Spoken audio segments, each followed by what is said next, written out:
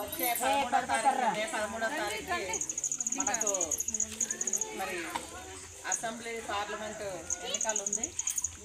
మరి దానికి మరి అభ్యర్థులు మన అసెంబ్లీకి పాడేరు అసెంబ్లీకి మరి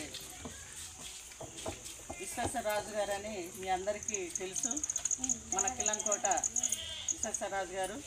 అలాగే మరి ఎంపీ క్యాండిడేట్ కూడా తనూజ రాణి అని చెప్పి మన మరి పాడేరు వాళ్ళే.